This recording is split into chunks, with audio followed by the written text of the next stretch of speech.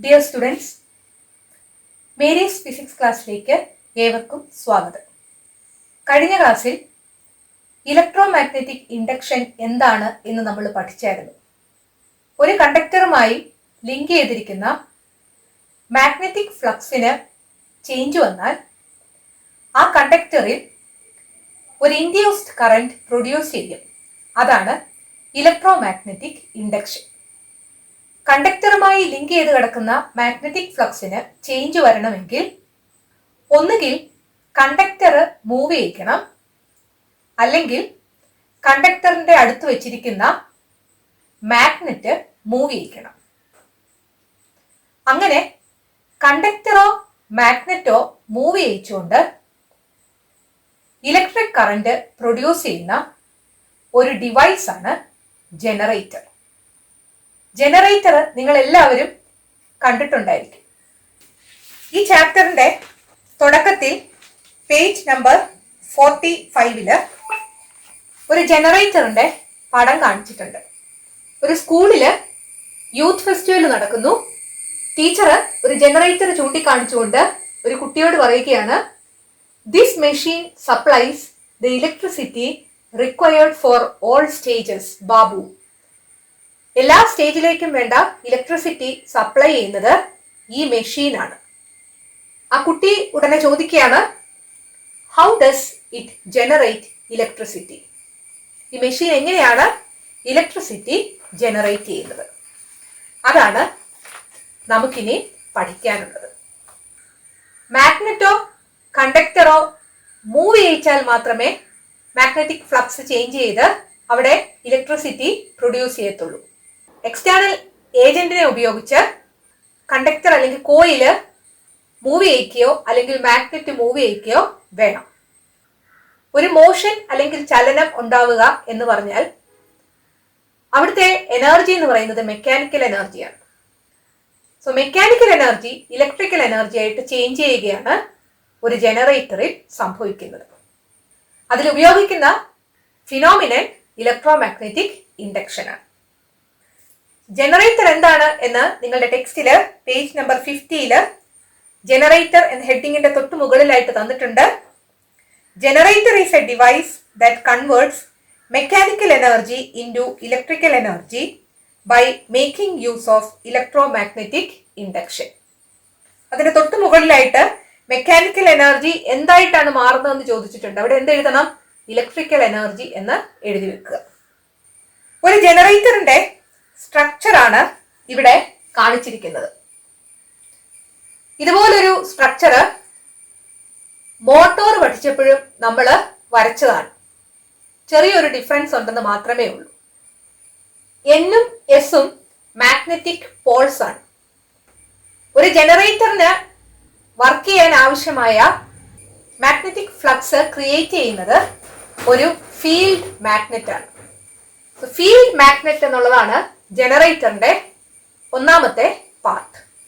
Field magnet എന്താണെന്ന് നിങ്ങളുടെ ടെക്സ്റ്റിലെ page number 51 parts of A C ജനറേറ്ററിന്റെ ഫസ്റ്റ് ആയിട്ട് തന്നിട്ടുണ്ട്. The magnet that creates magnetic flux in the generator. രണ്ടാമത്തെ പാർട്ട് ആർമേച്ചർ ആണ്. ഇവിടുത്തെ ആർമേച്ചർ എന്ന് പറയുന്നത് ABCD ആണ്. ആർമേച്ചർ എന്താണെന്ന് ഇലക്ട്രിക് മോട്ടോർ പഠിച്ചപ്പോൾ നമ്മൾ മനസ്സിലാക്കിയതാണ്. ഒരു insulated conducting wire soft iron കോറിൽ ചുറ്റുക, അതാണ് ആർമേച്ചർ. ആ ആർമേച്ചറിന് ഒരു ആക്സിസിന് എബൌട്ട് ആയിട്ട് റൊട്ടേറ്റ് ചെയ്യാനും സാധിക്കും. ആർമേച്ചർ എന്താണെന്ന് അവിടെ പറഞ്ഞിരിക്കുന്നത് നോക്കിക്കേ. an arrangement of insulated conducting wire wound on a soft iron core. This can be made to rotate about an axis. മൂന്നാമത്തെ പാർട്ട് സ്ലിപ്പ് റിംഗ്സ് ആണ്. ഇത് രണ്ടുമാണ് സ്ലിപ്പ് റിംഗ്സ് എന്ന് വിചാരിക്കുക. അത് മെറ്റൽ റിംഗ്സ് ആണ്. The metal rings which are welded together with the armature coil. ഈ armature കോയിലുമായിട്ട് weld ചെയ്ത് പിടിപ്പിച്ചിരിക്കുകയാണ് ഈ സ്ലിപ്പ് റിംഗ്സ്. ആർമേച്ചർ കോയില് റൊട്ടേറ്റ് ചെയ്യുമ്പോൾ ഈ സ്ലിപ്പ് റിംഗ്സും അതിനനുസരിച്ച് റൊട്ടേറ്റ് ചെയ്യും. ഏത് ആക്സിസിന് ചുറ്റുമാണോ ആർമേച്ചർ റൊട്ടേറ്റ് ചെയ്യുന്നത് ആ ആക്സിസിന് ചുറ്റുമായിട്ട് തന്നെ ഈ സ്ലിപ്പ് റിങ്സും റൊട്ടേറ്റ് ചെയ്യും. ഇവിടുത്തെ ആക്സിസ് ആണ് ഇവിടെ കാണിച്ചിരിക്കുന്നത്. സ്ലിപ്പ് റിങ്സ് എന്താണെന്ന് പറഞ്ഞിരിക്കുന്നത് നോക്കുക. Metal rings which are welded together with the armature coil. They rotate along with the armature on the same axis of rotation as the armature. അടുത്ത നാലാമത്തെ പാർട്ട് എന്ന് പറയുന്നത് ബ്രഷസ് ആണ്. ഈ സ്ലിപ്പ് റിങ്സുമായിട്ട് ചേർന്നിരിക്കുന്നതാണ് ബ്രഷസ്. ഇത് R1 എന്ന് പറയുന്ന സ്ലിപ്പ് റിംഗ് ആണെങ്കിൽ അതുമായിട്ട് ചേർന്നിരിക്കുന്നത് ബ്രഷ് B1 ആയിരിക്കും. ഇവിടെ അതുപോലെ തന്നെ വേറൊരു ബ്രഷ് ഉണ്ട്, ബ്രഷ് B2. ബ്രഷസിനെ കുറിച്ച് പറഞ്ഞിരിക്കുന്നത് നോക്കിയേ. They are arrangements which always make contact with the slip rings. Armature rotate ചെയ്യുന്നതിനനുസരിച്ച് ആർമേച്ചറുമായിട്ട് വെൽഡ് ചെയ്ത് പിടിപ്പിച്ചിരിക്കുന്ന റിങ്സ് റൊട്ടേറ്റ് ചെയ്യും, പക്ഷേ ബ്രഷസ് അനങ്ങാതിരിക്കുകയാണ്. Current flows through them to the external circuits. ഈ ബ്രഷസ് വഴിയാണ് കറന്റ് എക്സ്റ്റേണൽ സർക്യൂട്ടിലോട്ട് പോകുന്നത്. ഇവിടെ കാണിച്ചിട്ടുണ്ട് ABCD ആണ് ആർമേച്ചർ. എയുമായിട്ട് ടച്ച് ചെയ്തിരിക്കുന്നത് R1 എന്ന് പറയുന്ന റിംഗ് ആണ്. ഈ R1 എന്ന് പറയുന്ന റിംഗ് B1 എന്ന് പറയുന്ന ബ്രഷുമായിട്ട് ടച്ച് ചെയ്തിട്ടുണ്ട്. അതുപോലെ CD ആമിലെ ഡിയുമായിട്ട് ചേർന്നിരിക്കുന്നത് R2 എന്ന് പറയുന്ന റിംഗ് ആണ്. ഈ റിംഗ് B2 എന്ന് പറയുന്ന ബ്രഷുമായിട്ട് ടച്ച് ചെയ്തിരിപ്പുണ്ട്. ഈ ബ്രഷസിലൂടെയാണ് എക്സ്റ്റേണൽ സർക്യൂട്ടിലേക്ക് കറണ്ട് പോകുന്നത്. ഈ സ്ലിപ്പ് റിങ്സും സ്പ്ലിറ്റ് റിങ്സും തമ്മിലുള്ള ഒരു വ്യത്യാസം നമുക്കൊന്ന് നോക്കാം.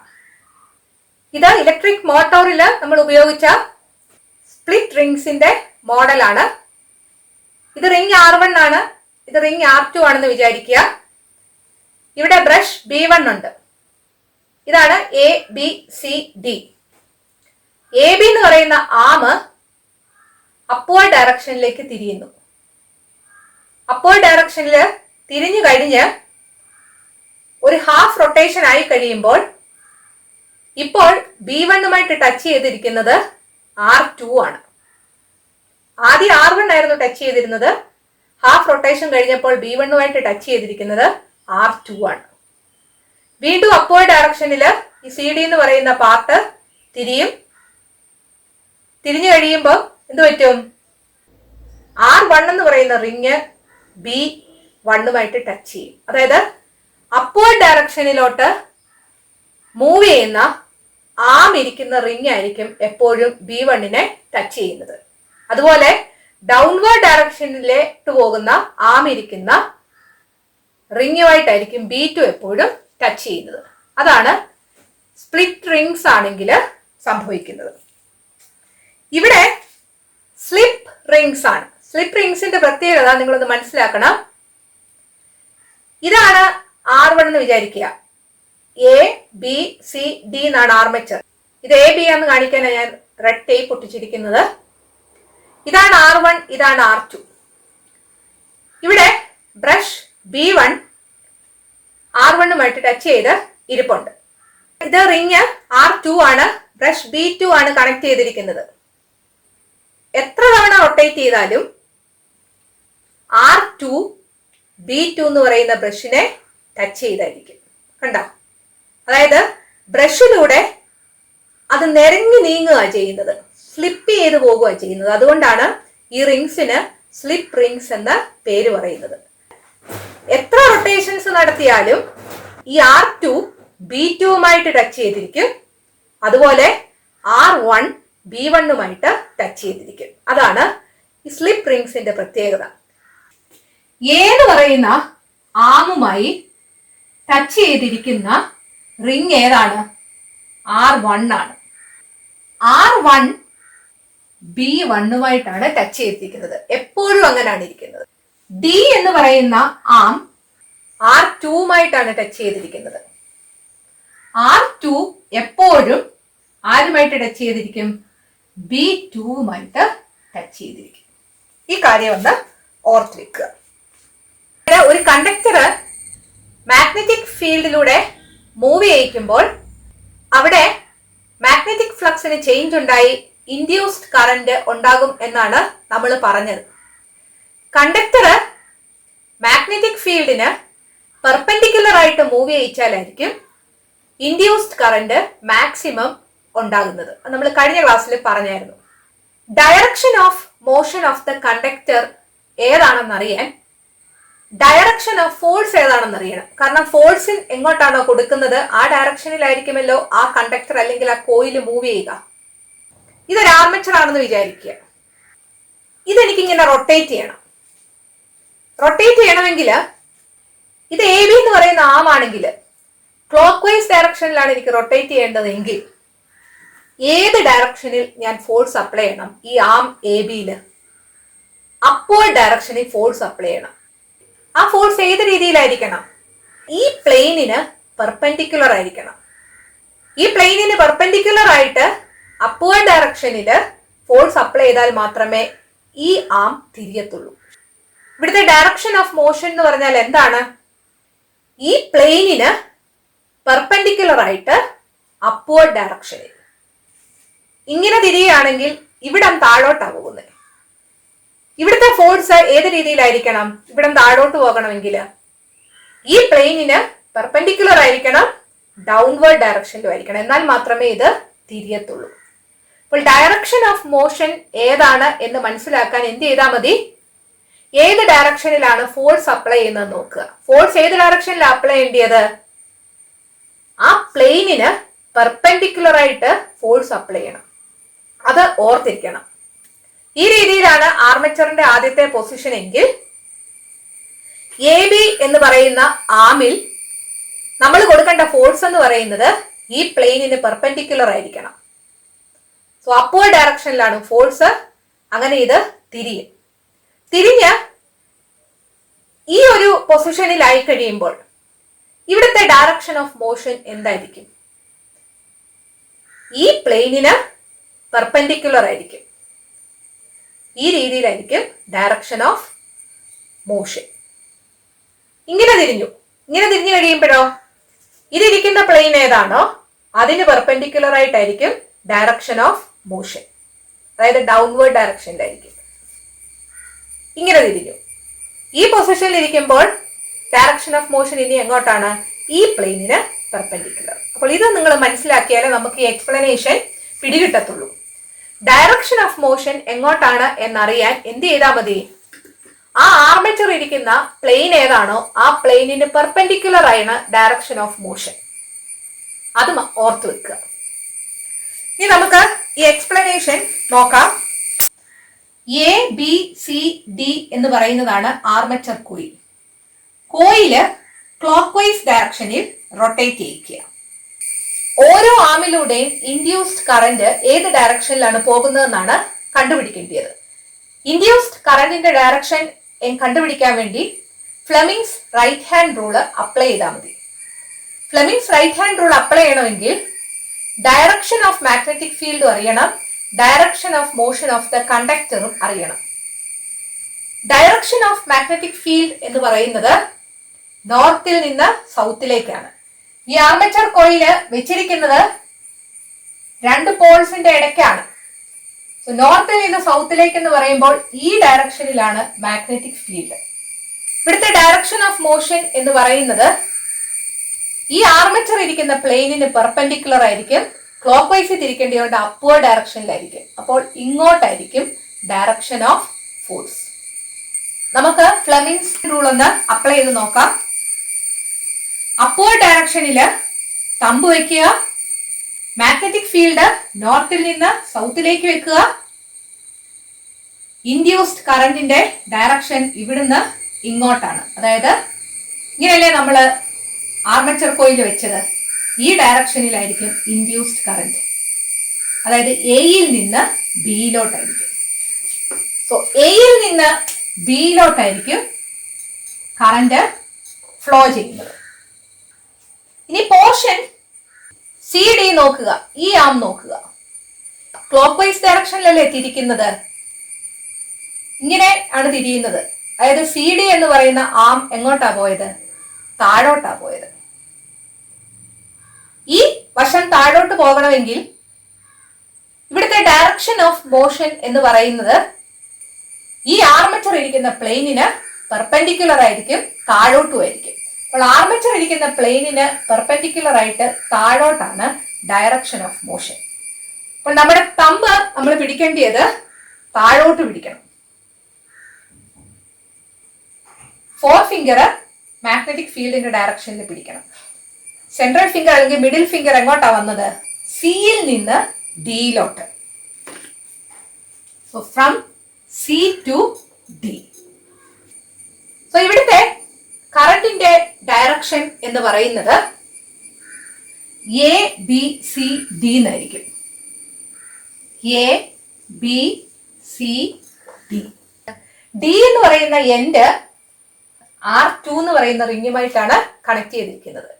R2 എന്ന് പറയുന്ന റിങ് B2 എന്ന് പറയുന്ന ബ്രഷുമായിട്ടാണ് കണക്ട് ചെയ്തിരിക്കുന്നത്. അതുകൊണ്ട് ഇവിടെ വരെ വന്ന കറന്റ് B2യിലൂടെ എങ്ങോട്ട് വരും? B1ലേക്ക് വരും. അപ്പോൾ ഈ രീതിയിലായിരിക്കും കറന്റ് കടന്നു പോകുന്നത്. അതായത് from B2 to B1. Page number 51 നോക്കുക. ABCD indicates one turn of the armature coil. When the coil rotates about the axis in clockwise direction, the portion AB moves upward and the portion CD moves downward. What is the direction of induced current in the portion AB?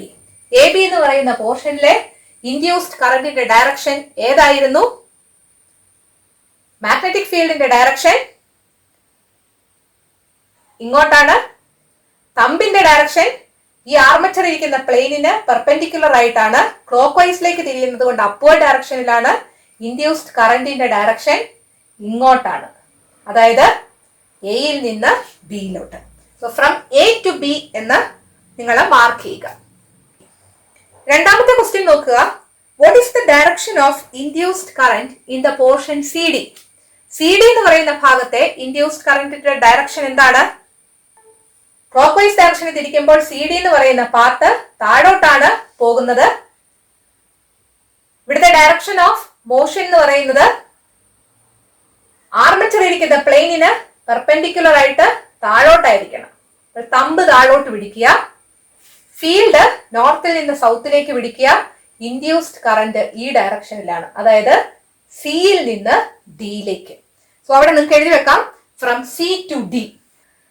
മൂന്നാമത്തെ question നോക്കുക. What is the direction of induced current in the coil A B C D? A B C D എന്ന് പറയുന്ന കോയിലിലെ induced കറന്റിന്റെ direction എങ്ങനെയായിരിക്കും? A to D ആണോ D to A ആണോ? ഈ രീതിയിലല്ലേ നമ്മൾ കണ്ടത്. എ ബി സി ഡി അല്ലെങ്കിൽ എ ടു ഡി ആണ് ആൻസർ. നാലാമത്തെ ക്വസ്റ്റ്യൻ നോക്കുക. What is the direction of induced current in the external circuit through the galvanometer?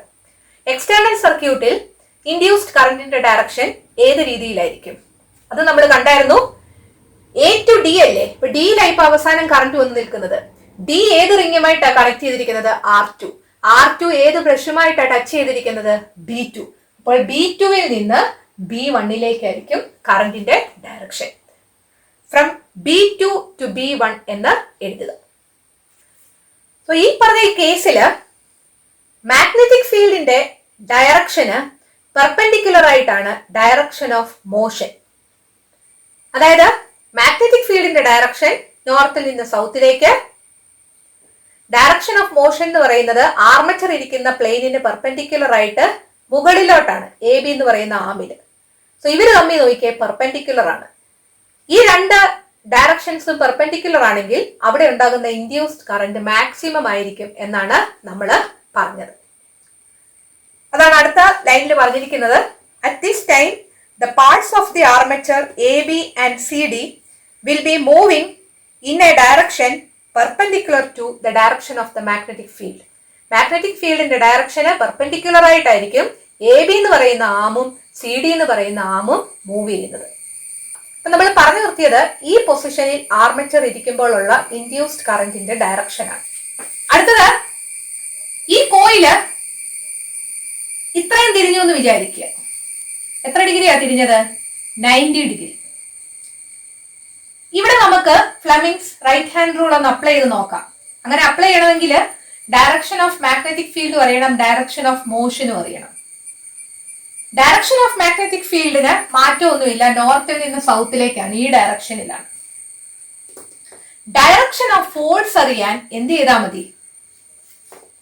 ഏത് പ്ലെയിനിലാണോ ആർമേച്ചർ ഇരിക്കുന്നത് അതിന് പെർപെൻഡിക്കുലർ ആയിരിക്കണം ഡയറക്ഷൻ ഓഫ് ഫോഴ്സ്, എന്നാലല്ലേ ഇതിന് തിരിയത്തുള്ളൂ. അപ്പോൾ ക്ലോക്ക് വൈസ് ഡയറക്ഷനെ തിരിയേണ്ടത് കൊണ്ട് ഇങ്ങോട്ടായിരിക്കണം direction of motion. Direction of magnetic ഫീൽഡും എങ്ങോട്ടായിരുന്നു? ഈ ഡയറക്ഷനിലാണ്. രണ്ടും പാരലൽ ആണ്. പാരലൽ ആണെങ്കിൽ ഇൻഡ്യൂസ്ഡ് കറന്റ് 0 ആയിരിക്കും. ഈ രണ്ട് ഡയറക്ഷൻസും പെർപെൻഡിക്കുലർ ആയിരുന്നാൽ മാത്രമേ ഇൻഡ്യൂസ്ഡ് കറന്റ് മാക്സിമം ആകത്തുള്ളൂ. പക്ഷെ ഇവിടെ മാഗ്നറ്റിക് ഫീൽഡിന്റെ ഡയറക്ഷനും ഡയറക്ഷൻ ഓഫ് മോഷനും പാരലൽ ആണ്. അതുകൊണ്ട് ഇൻഡ്യൂസ്ഡ് കറന്റ് വിൽ ബി 0. ഓർത്താണ്, ഈ ഇങ്ങനെ ഇരിക്കുന്ന പൊസിഷനിലാണെങ്കിൽ ഇൻഡ്യൂസ്ഡ് കറന്റ് 0 ആയിരിക്കും. ഈ പൊസിഷനിലാണെങ്കിൽ ഇൻഡ്യൂസ്ഡ് കറന്റ് മാക്സിമം ആയിരിക്കും. ഇവിടെ ടെക്സ്റ്റിൽ പറഞ്ഞിരിക്കുന്നത് നോക്കിക്കേ. When the armature turns by 90 degree, the movement of the parts AB and CD are parallel to the direction of the magnetic field. Hence the induced current will be 0. വീണ്ടും ഒരു 90 ഡിഗ്രിയും കൂടെ turn ചെയ്യാം. ഇതിപ്പോ ടോട്ടൽ എത്ര turn ചെയ്തു? 180 degree ആയി turn ചെയ്തേക്കുന്നത്. Fleming's right hand rule apply ചെയ്ത് നോക്കാം. മാഗ്നറ്റിക് ഫീൽഡിന്റെ ഡയറക്ഷന് മാറ്റമൊന്നുമില്ല, അത് നോർത്തിൽ നിന്ന് സൗത്തിലേക്കാണ്. ഡയറക്ഷൻ ഓഫ് ഫോഴ്സ് എന്ന് പറയുന്നത്, നമ്മളിത് ക്ലോക്ക് വൈസ് ഡയറക്ഷനിലല്ലേ തിരിക്കുന്നത്, അപ്പോൾ ഈ അറ്റം ഇനിയും മൂവ് ചെയ്യേണ്ടത് മുകളിലോട്ടാണ്. ആർമേച്ചർ ഇരിക്കുന്ന പ്ലെയിനിന് പെർപെൻഡിക്കുലർ ആയിട്ട് മുകളിലോട്ടായിരിക്കും ഡയറക്ഷൻ ഓഫ് മോഷൻ എന്ന് പറയുന്നത്. ഇത് CD എന്ന് പറയുന്ന ആമിലാണ്. സോ എന്ത് പറ്റും? ഇൻഡ്യൂസ്ഡ് കറന്റ് ഏത് ഡയറക്ഷനിലാണെന്ന് നോക്കാം.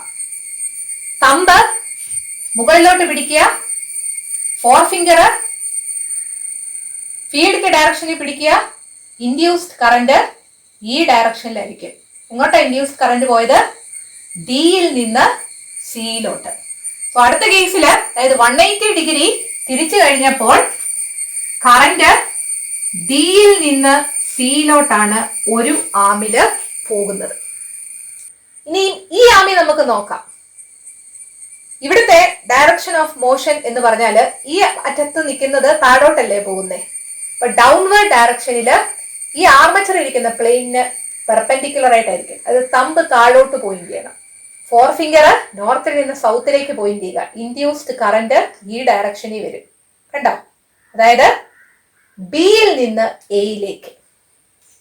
സെക്കൻഡ് ആമില് ബിയിൽ നിന്ന് എയിലേക്കായിരിക്കും. ഇങ്ങനെ തിരിഞ്ഞു കഴിയുമ്പോൾ DCBA എന്നായിരിക്കും കറന്റിന്റെ ഡയറക്ഷൻ. ഒരു തവണ തിരിഞ്ഞു കഴിഞ്ഞ് കറന്റിന്റെ ഡയറക്ഷൻ DCBA എന്നാണെങ്കിൽ എക്സ്റ്റേണൽ സർക്യൂട്ടിലെ കറന്റിന്റെ ഡയറക്ഷൻ ഒന്ന് നോക്കുക. ഇപ്പൊ എയിൽ വന്നാണ് ഏറ്റവും അവസാനമായിട്ട് കറന്റ് നിൽക്കുന്നത്.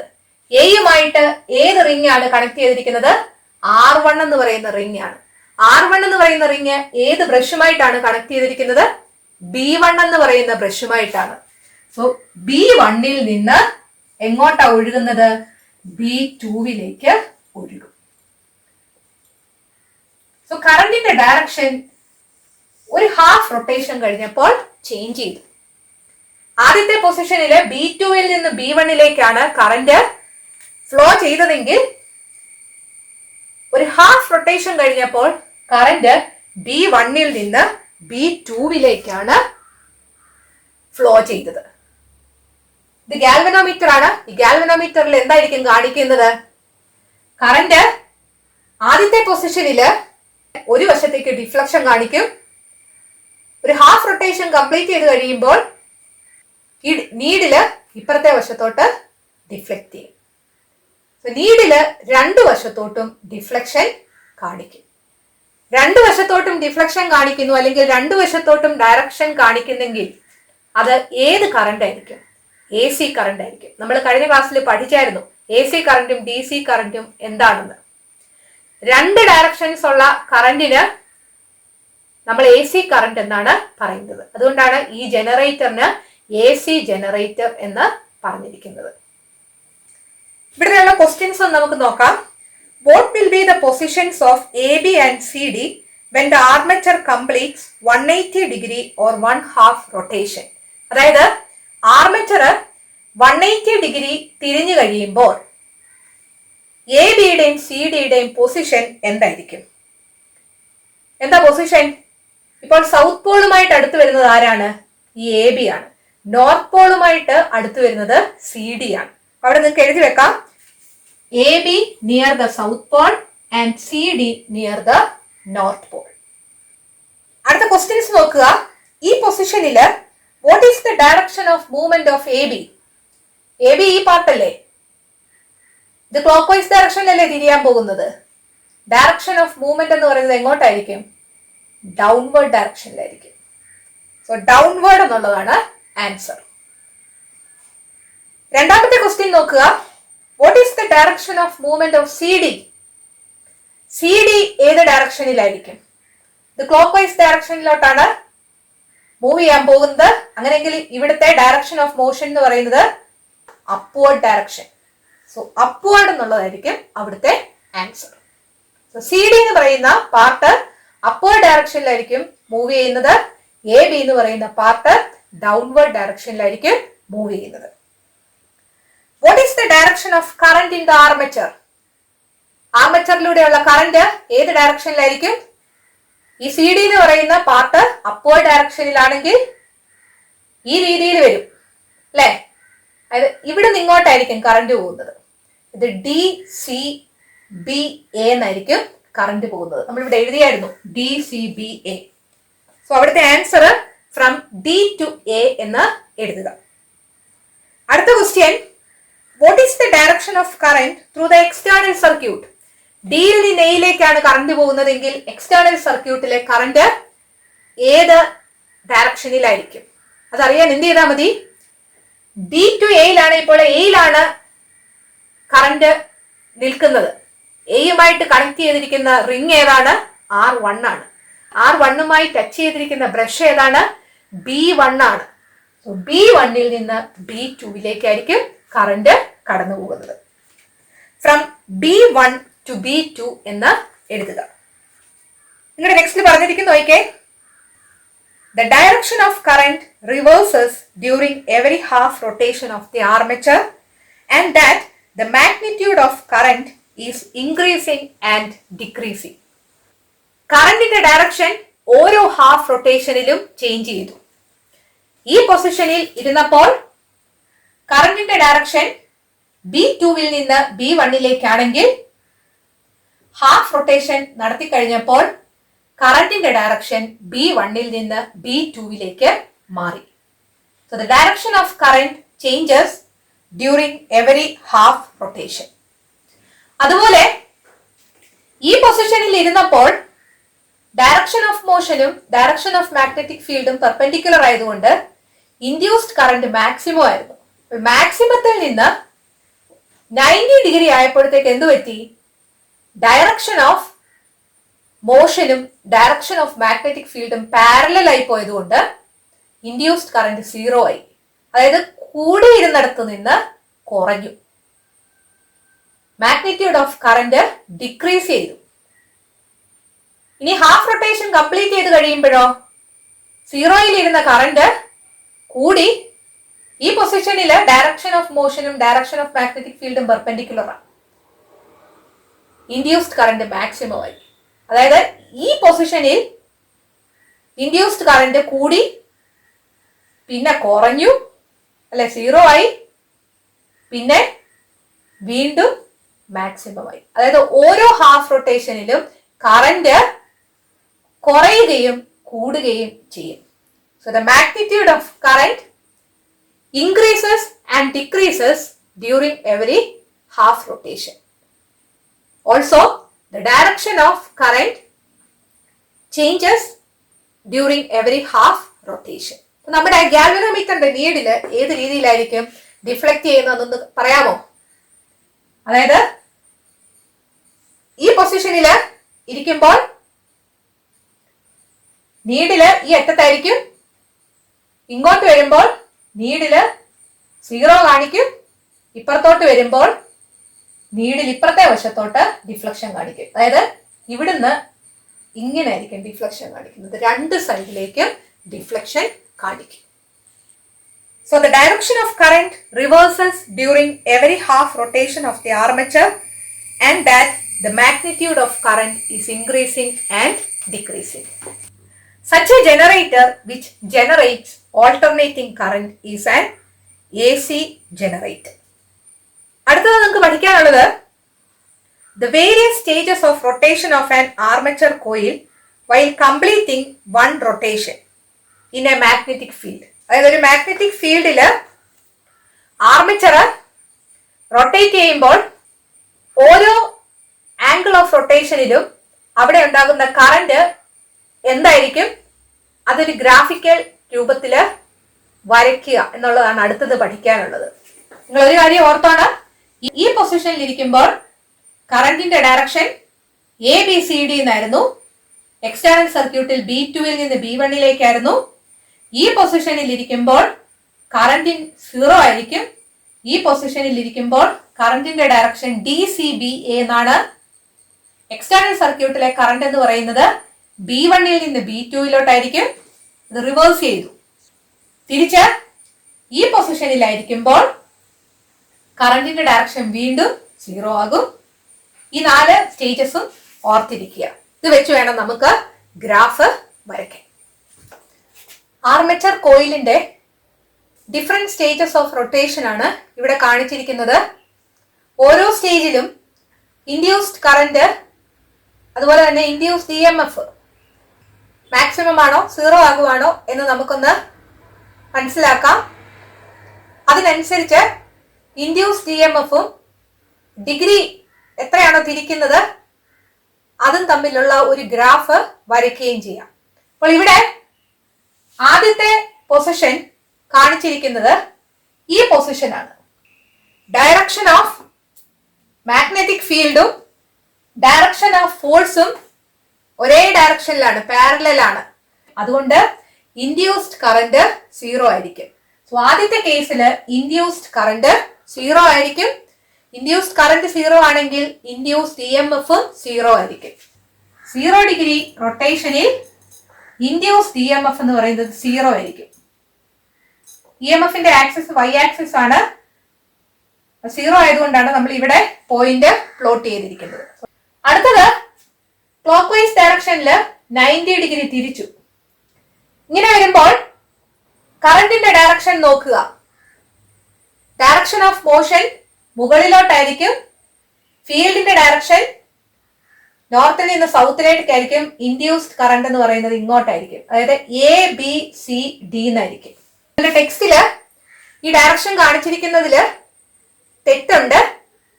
ABCD എന്നാണ് കറന്റിന്റെ ഡയറക്ഷൻ വരുന്നത്. ടെക്സ്റ്റിൽ തിരിച്ചാണ് അത് കാണിച്ചിരിക്കുന്നത്. നമുക്ക് ഗ്രാഫ് വരയ്ക്കുന്നതിനൊന്നും പ്രശ്നമൊന്നുമില്ല. ഇവിടെ വരുമ്പോൾ അത് റിവേഴ്സ് ചെയ്യുമെന്ന് മാത്രം അറിഞ്ഞാൽ മതി ഗ്രാഫ് വരയ്ക്കാൻ. സോ ABCD എന്നായിരിക്കും കറന്റിന്റെ ഡയറക്ഷൻ. ഇൻഡ്യൂസ്ഡ് കറന്റ് മാക്സിമം ആയിരിക്കും. സോ അത് നമുക്കൊന്ന് പ്ലോട്ട് ചെയ്ത് നോക്കാം.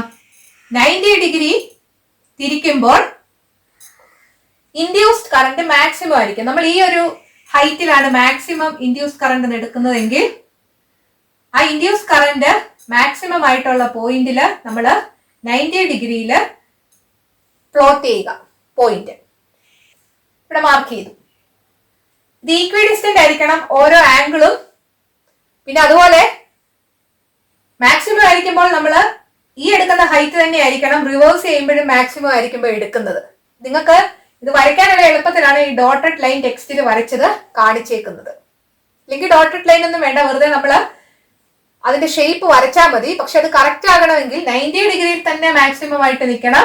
0 ഡിഗ്രിയിൽ 0 ആയിരിക്കണം. പിന്നെ അതുപോലെ ഇവിടെ വരുമ്പോൾ ഇത് നെഗറ്റീവ് ഡയറക്ഷനിൽ മാക്സിമം ആകണം. ഒരേ ഹൈറ്റിലായിരിക്കണം മുകളിലോട്ടും താഴോട്ടും വരയ്ക്കേണ്ടത്. അപ്പൊ അതിനൊക്കെ വേണ്ടിയാണ് ഈ ഡോട്ടഡ് ലൈൻ ഈ ഓരോ ആംഗിളിലും വരച്ചിരിക്കുന്നത്. 90 ഡിഗ്രി ആയപ്പോൾ എന്ത് പറ്റി? ഇൻഡ്യൂസ്ഡ് കറന്റ് മാക്സിമം ആയി. നമ്മളിപ്പോ പറഞ്ഞു നിർത്തിയത് ഇവിടം വരെയുള്ള പൊസിഷൻ ആണ്. ഇനിയും മൂന്നാമത്തെ പൊസിഷൻ എന്ന് പറഞ്ഞാൽ വീണ്ടും ക്ലോക്ക് വൈസ് ഡയറക്ഷനിൽ തിരിക്കുക. ഇങ്ങനെ തിരിക്കുമ്പോൾ എന്ത് പറ്റും? ഡയറക്ഷൻ ഓഫ് ഫോഴ്സ് എന്ന് പറയുന്നത് ഇങ്ങോട്ടായിരിക്കും, ആർമേച്ചർ ഇരിക്കുന്ന പ്ലെയിനിന് പെർപെൻഡിക്കുലർ. മാഗ്നറ്റിക് ഫീൽഡിന്റെ ഡയറക്ഷനും അങ്ങോട്ട് തന്നെയാണ്, അതുകൊണ്ട് ഇൻഡ്യൂസ്ഡ് കറന്റ് 0 ആയിരിക്കും. സോ 180 ഡിഗ്രി ആയിരിക്കുമ്പോൾ ഇൻഡ്യൂസ്ഡ് കറന്റ് 0 ആയിരിക്കും. അവിടെ നമ്മൾ പോയിന്റ് പ്ലോട്ട് ചെയ്യുക. 3 പൊസിഷൻ ഇപ്പൊ നമ്മൾ പറഞ്ഞു അല്ലെ. ഇത് 0, ഇത് 90 ഡിഗ്രി, ഇത് 180 ഡിഗ്രി. ഇനി അടുത്തത് നാലാമത്തെ നോക്കിക്കേ. വീണ്ടും ഒരു 90 ഡിഗ്രി തിരിക്കുക. അതായത് ഇങ്ങനെ വരും. അതായത് ഇവിടെ എ, ഇവിടെ ബി, ഇവിടെ സി, ഇവിടെ ഡി എന്ന് വരും. നമുക്കൊന്ന് നോക്കാം. കറന്റിന്റെ ഡയറക്ഷൻ ഏതായിരുന്നു നമ്മൾ നേരത്തെ കണ്ടുപിടിച്ചതാണ്, എന്നാലും ഒന്നുകൂടെ ഒന്ന് പറയാം. ഫീൽഡിന്റെ ഡയറക്ഷൻ കാണിച്ചിട്ടുണ്ട്. ഈ സി ഡി എന്ന് പറയുന്ന പാർട്ടില് ഡയറക്ഷൻ ഓഫ് മോഷൻ എന്ന് പറയുന്നത് ആർമേച്ചർ കോയിലിന് പെർപെൻഡിക്കുലർ ആയിട്ട് മുകളിലോട്ടായിരിക്കും.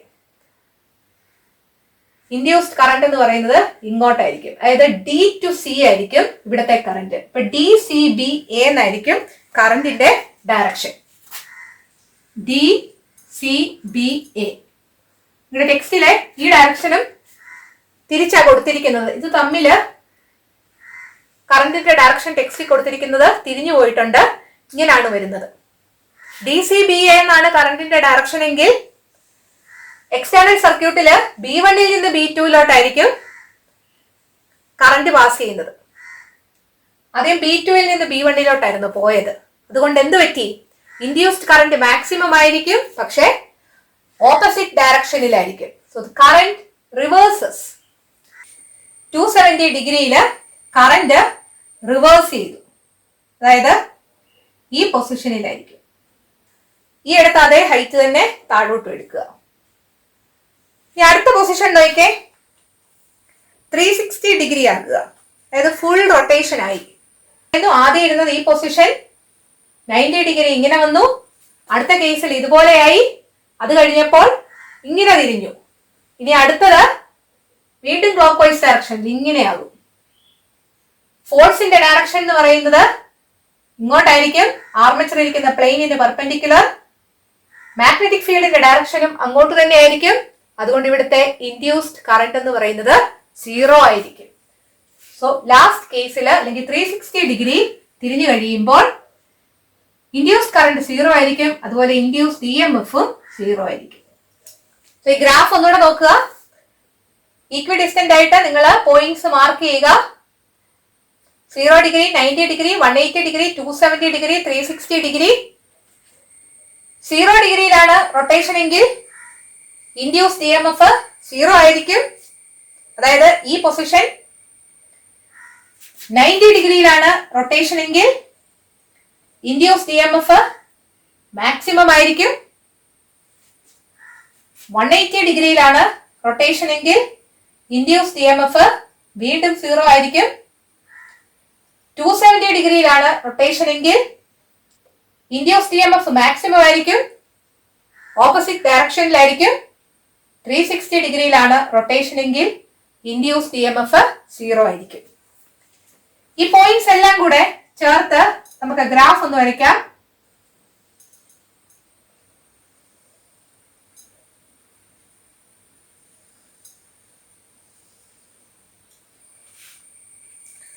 ഈ രീതിയിലായിരിക്കും ഗ്രാഫ് കിട്ടുന്നത്. എക്സ് ആക്സിസില് ഡിഗ്രി മെഷർ ആണ്, കാരണം നമ്മൾ ഓരോ ആംഗിൾ ആണ് എടുത്തത്, അതുകൊണ്ടാണ്. വൈ ആക്സിസില് EMF ആണ്. അപ്പോൾ ഒരു കംപ്ലീറ്റ് റൊട്ടേഷനില് EMF ഉണ്ടാകുന്ന വേരിയേഷൻ കാണിക്കുന്ന ഗ്രാഫാണ് ഈ കാണിച്ചിരിക്കുന്നത്. ഈ ഇരിക്കുന്ന പൊസിഷനിൽ നിന്ന് ഫുൾ റൊട്ടേഷൻ നടത്താൻ ആർമേച്ചർ എന്തുമാത്രം സമയമെടുക്കുമോ ആ ടൈമിന് പറയുന്ന പേരാണ് പീരിയഡ്. പീരിയഡിനെ ഡിനോട്ട് ചെയ്യുന്ന ലെറ്റർ ക്യാപിറ്റൽ ലെറ്റർ T ആണ്. The time taken by the armature coil for a full rotation is called period and it is denoted by capital letter T. Full rotation capital letter T ആണെങ്കിൽ half rotation ആണെങ്കിൽ T by 2 എന്ന് എഴുതും. നിങ്ങളുടെ ടെക്സ്റ്റില് table 3.4 നമുക്കൊന്ന് fill ചെയ്യാം. Angle of rotation of armature ഏതൊക്കെ angle ആണ് നമുക്ക് എഴുതാം. 0 degree, 90 degree, 180 degree, 270 degree, 360 degree. Full rotation നടത്താൻ എടുക്കുന്ന സമയം പീരിയഡിന്റെ ടേംസിൽ നമുക്ക് 360 ഡിഗ്രിക്ക് പകരം ടി എന്ന് എഴുതാം. 360 ഡിഗ്രിയുടെ പകുതി എന്ന് പറയുന്നത് 180 ഡിഗ്രിയാണ് അല്ലെ. 180 ഡിഗ്രിക്ക് പകരം ടൈം പീരിയഡിന്റെ ടേംസിൽ T/2 എന്ന് എഴുതാം. 0 ഡിഗ്രി ടൈം 0 ആയിരിക്കും. 180യുടെയും പകുതി 90 ഡിഗ്രി എന്ന് പറയുമ്പോൾ പീരിയഡിന്റെ ടേംസിൽ എഴുതുമ്പോൾ T/2വിന്റെ പകുതി എന്ന് പറഞ്ഞാൽ T/4 വരും. So T/4. കാലായി, അരയായി. ഇനി അടുത്ത എന്താ വരുന്നത്? മുക്കാൽ അല്ലെ. ടിയുടെ മുക്കാൽ ഭാഗം. മുക്കാൽ ഭാഗം എന്നുള്ളതിന്റെ ഫ്രാക്ഷൻ എന്താണ്? 3/4 ആണ്. 3T/4 എന്ന് എഴുതാം.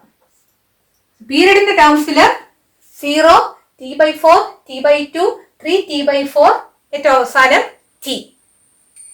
ഇനി rate of change of flux ആണ് ചോദിച്ചിരിക്കുന്നത്. ഇൻഡ്യൂസ്ഡ് കറന്റ് എപ്പോഴൊക്കെ ഉണ്ടായിട്ടുണ്ടോ അപ്പോഴെല്ലാം rate of change of flux ഉണ്ടായിട്ടുണ്ട്. ഇൻഡ്യൂസ്ഡ് കറന്റ് എപ്പോഴൊക്കെ 0 ആയിട്ട് കാണിച്ചോ അപ്പോഴെല്ലാം rate of change of flux 0 ആയിരിക്കും. ഓരോ പൊസിഷനിലും നമുക്ക് നോക്കാം ഇൻഡ്യൂസ്ഡ് കറന്റ് എങ്ങനെയായിരുന്നെന്ന്. അതുപോലെ തന്നെ ആയിരിക്കും റേറ്റ് ഓഫ് ചേഞ്ച് ഓഫ് ഫ്ലക്സും. കോയില് 0 ഡിഗ്രിയിൽ ഇരുന്നപ്പോൾ ഈ പൊസിഷനിൽ ഇൻഡ്യൂസ്ഡ് കറന്റ് ഉണ്ടായിരുന്നോ? ഇല്ല. അതുകൊണ്ട് rate of change of flux എന്ന് പറയുന്നത് 0 ആയിരിക്കും. ഗ്രാഫിൽ നിന്നും കാണാമല്ലോ. അടുത്ത കേസില് 90 ഡിഗ്രി തിരിഞ്ഞു. ഈ പൊസിഷനില് ഇൻഡ്യൂസ്ഡ് കറന്റ് മാക്സിമം ആയിരുന്നു.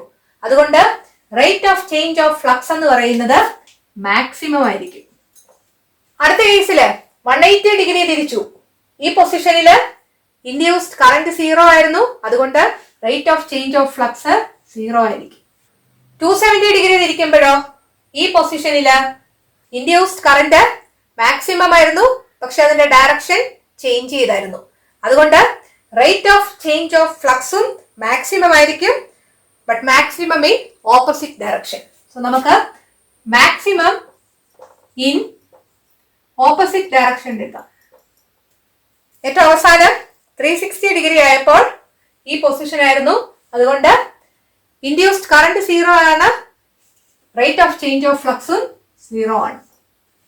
ഈ ഇൻഡ്യൂസ്ഡ് കറന്റ് എങ്ങനെയാണോ അല്ലെങ്കിൽ rate of change of flux ഏത് രീതിയിലായിരുന്നോ അതേ രീതിയിൽ തന്നെ ആയിരിക്കും induced EMF.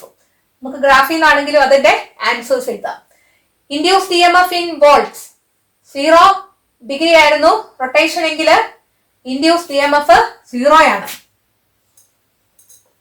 90 degree റൊട്ടേഷനില് induced EMF maximum ആണ്. 180 ഡിഗ്രി റൊട്ടേഷനില് ഇൻഡ്യൂസ്ഡ് EMF 0 ആണ്. 270 ഡിഗ്രി റൊട്ടേഷനിൽ ഇൻഡ്യൂസ്ഡ് EMF മാക്സിമം ആണ്. മാക്സിമം ഇൻ ഓപ്പോസിറ്റ് ഡയറക്ഷൻ ആണ്. ഏറ്റവും അവസാനം 360 ഡിഗ്രിയില് ഇൻഡ്യൂസ്ഡ് EMF 0 ആയിരിക്കും. ഒരു AC ജനറേറ്ററില് ആദ്യത്തെ ഹാഫ് റൊട്ടേഷനില് ഇൻഡ്യൂസ്ഡ് EMF ഒരു ഡയറക്ഷൻ കാണിക്കും. അടുത്ത ഹാഫ് റൊട്ടേഷനില് ഇൻഡ്യൂസ്ഡ് EMF ഓപ്പോസിറ്റ് ഡയറക്ഷൻ കാണിക്കും. ഇത് രണ്ടും കൂടെ ചേർന്നാണ് സൈക്കിൾ ഓഫ് AC എന്ന് പറയുന്നത്. നിങ്ങളുടെ ടെക്സ്റ്റിൽ തന്നിരിക്കുന്നത് നോക്കുക. In an AC generator, the induced EMF generated in the first half rotation in one direction and that generated in the second half rotation in the opposite direction together form the cycle of AC. The number of cycles per second is the frequency of AC. ഈ graph കാണിച്ചിരിക്കുന്നത് ഒരു cycle of AC ആണ്. അങ്ങനെ ഒരു സെക്കൻഡില് ഇതുപോലത്തെ എന്തുമാത്രം cycles of AC ആണ് കടന്നു പോകുന്നത് അതിനാണ് ഫ്രീക്വൻസി ഓഫ് AC എന്ന് പറയുന്നത്. The number of cycles of AC in 1 second is called frequency of AC. അടുത്ത ലൈൻ പറഞ്ഞിരിക്കുന്നത് നോക്കിയേ. The frequency of AC generated for distribution in our country is 50 cycles per second or 50 hertz. നമ്മുടെ രാജ്യത്ത് ഡിസ്ട്രിബ്യൂഷന് വേണ്ടി ഉപയോഗിക്കുന്ന A C എന്ന് പറയുന്നത് 50 cycles per second ആണ്. അതായത് ഒരു സെക്കൻഡില് 50 സൈക്കിൾസ് ഓഫ് എ സി ആണ് കടത്തിവിടുന്നത്. ആ എ സിയുടെ ഫ്രീക്വൻസി എന്ന് പറഞ്ഞാല് 50 ഹേർട്സ് ആണ്. ഫ്രീക്വൻസിയുടെ യൂണിറ്റ് ഹേർട്സ് ആണ്. സൈക്കിൾസ് പെർ സെക്കൻഡിന് പകരം ഹേർട്സ് എന്ന യൂണിറ്റ് ഉപയോഗിക്കാം. ക്യാപിറ്റൽ ലെറ്റർ എച്ചും സ്മോൾ ലെറ്റർ ഇസഡും നിങ്ങൾ പഠിച്ചിട്ടുണ്ടായിരിക്കും നേരത്തെ. Unit of frequency is hertz. So നമ്മുടെ രാജ്യത്ത് ഡിസ്ട്രിബ്യൂഷന് വേണ്ടി ഉപയോഗിക്കുന്ന എ സിയുടെ ഫ്രീക്വൻസി 50 ഹേർട്സ് ആണ്. നിങ്ങളോട് ചോദിക്കാം, നിങ്ങളുടെ ടെക്സ്റ്റില് അടുത്ത് തന്നിരിക്കുന്നത് നോക്കുക. If the frequency of A C is to be 50 hertz, the armature coil is to be rotated 50 times per second. അതായത് 50 ഹേർട്സ് ആണ് ഫ്രീക്വൻസി എന്ന് പറഞ്ഞാൽ ഒരു സെക്കൻഡില് 50 സൈക്കിൾസ് ഓഫ് എ സി കടത്തി വിട്ടുകൊണ്ടിരിക്കണം. ഒരു സൈക്കിൾ ഓഫ് എ സി ഉണ്ടാകണമെങ്കിൽ ആർമേച്ചർ ഒരു തവണ റൊട്ടേറ്റ് ചെയ്യണം. നമ്മളത് കണ്ടായിരുന്നു. ഒറ്റ തവണ റൊട്ടേറ്റ് ചെയ്യുമ്പോഴാണ് ഒരു സൈക്കിൾ ഓഫ് എ സി ഉണ്ടായത്. അങ്ങനെയെങ്കിൽ ഒരു സെക്കൻഡില് 50 സൈക്കിൾസ് ഓഫ് എ സി കടത്തി വിടണം എന്ന് പറഞ്ഞാൽ ആർമേച്ചർ ഒരു സെക്കൻഡില് 50 ടൈംസ് ആണ് റൊട്ടേറ്റ് ചെയ്യേണ്ടത്. ഇത് വളരെ ബുദ്ധിമുട്ടുള്ളൊരു കാര്യമാണ്.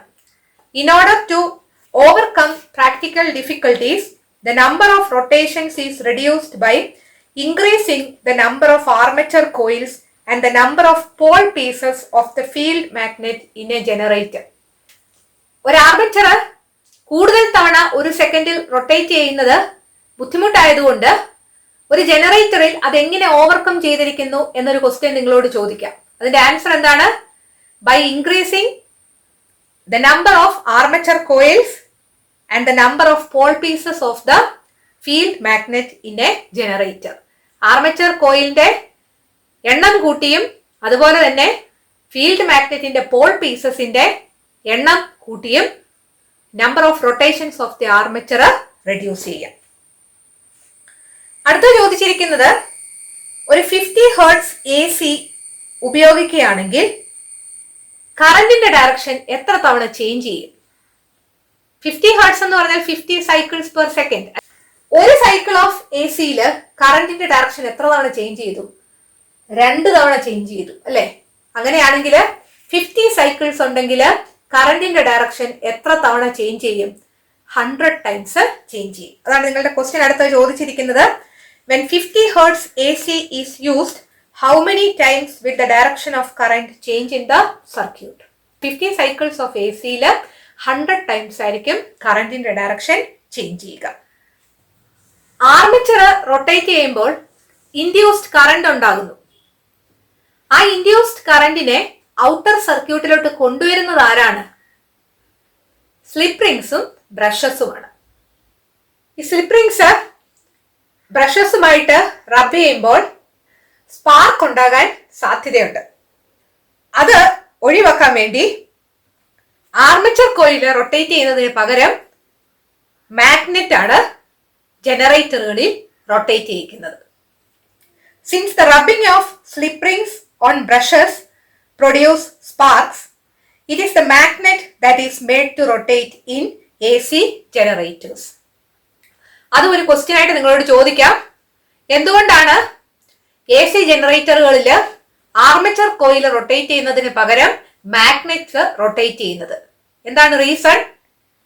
So when the armature is made to rotate, there will be rubbing between the brushes and the slip rings, and that may produce sparks.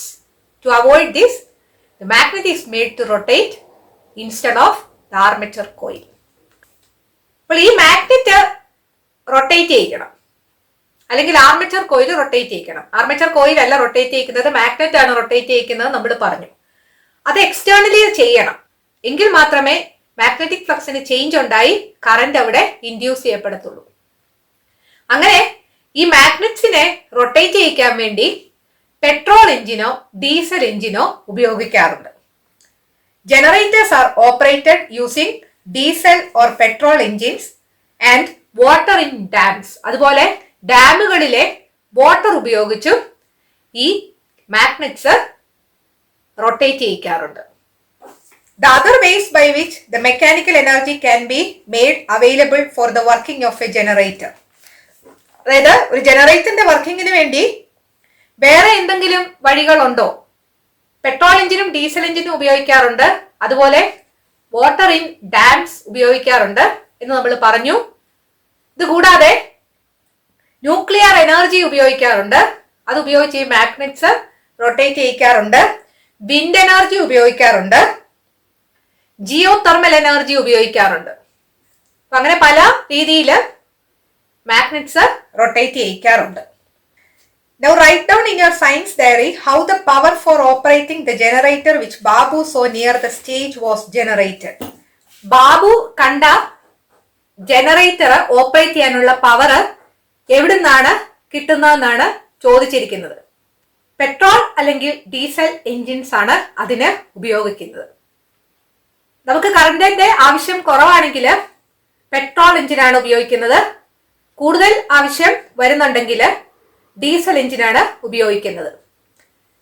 ഇവിടെ പല സ്റ്റേജുകളിലേക്ക് ആവശ്യമായ കറണ്ട് ജനറേറ്ററിൽ നിന്ന് ലഭിക്കേണ്ടതുള്ളത് കൊണ്ട് ഇതുപോലത്തെ വലിയ ജനറേറ്ററുകളിൽ ഡീസൽ എഞ്ചിൻസ് ആണ് ഉപയോഗിക്കുന്നത്. പെട്രോൾ ഓർ ഡീസൽ എഞ്ചിൻസ് എന്ന് നിങ്ങൾക്ക് എഴുതാം. AC ജനറേറ്ററിനെ കുറിച്ചാണ് ഇന്ന് നമ്മൾ പഠിച്ചത്. ജനറേറ്ററിൽ നിന്ന് DC കറന്റ് ഉണ്ടാക്കാൻ പറ്റുമോ എന്നുള്ളതാണ് അടുത്തത് പഠിക്കാൻ പോകുന്നത്. അത് നമുക്ക് അടുത്ത വീഡിയോയിൽ ഡിസ്കസ് ചെയ്യാം. ഈ ക്ലാസ് നിങ്ങൾക്ക് ഇഷ്ടപ്പെട്ടെങ്കിൽ നിങ്ങളുടെ കൂട്ടുകാരോടും മേരീസ് ഫിസിക്സ് ക്ലാസ്സിനെ കുറിച്ച് പറയണം. ഈ ചാനൽ സബ്സ്ക്രൈബ് ചെയ്യാൻ മറക്കരുത്. അടുത്ത വീഡിയോയിൽ വീണ്ടും കാണാം. Thank you.